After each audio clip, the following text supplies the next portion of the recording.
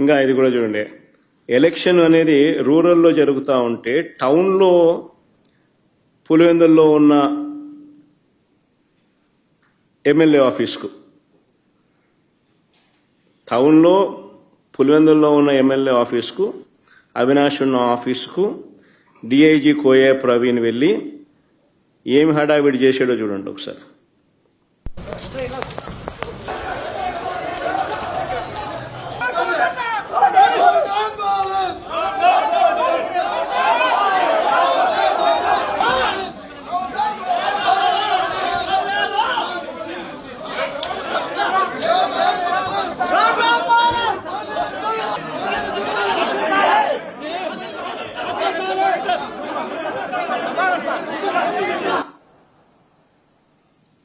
DSP అన్న మాటలు కూడా ప్లే చేయండి అమ్మా.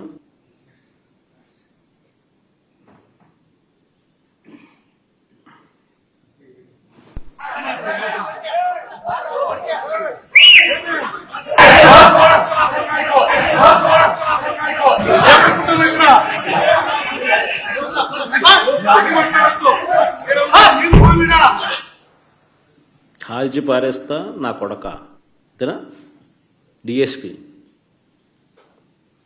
కానీ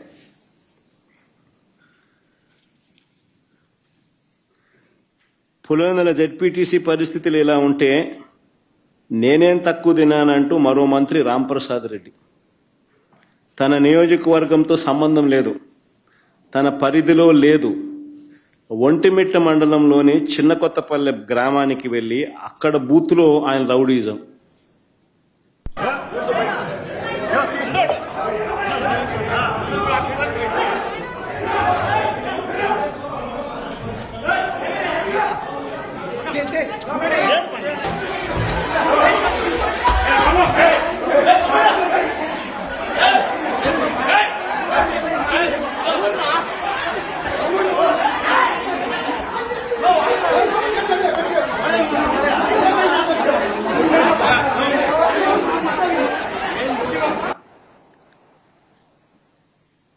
ఆయన రాయచోటి ఎమ్మెల్యే, సిట్టింగ్ మంత్రి,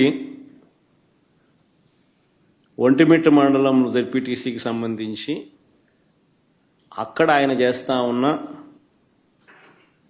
దారుణాలు, చిన్న కొత్తపల్లెలో ఈ ఘటన జరుగుతూ ఉండగా తీసిన వీడియో ఫుటేజ్. నేరుగా బూతులేకి పోవడం, ఏజెంట్లను లాగేయడం. ఇక్కడ ఏజెంట్లను లాగేసినారు, బూతులేకి పోయి ఏజెంట్లను లాగేసినారు. లాగేసి ఏజెంట్ను తంతన్నారు. ఏజెంట్ను తంతా ఉన్న ఫోటో మంత్రి సమక్షంలోనే.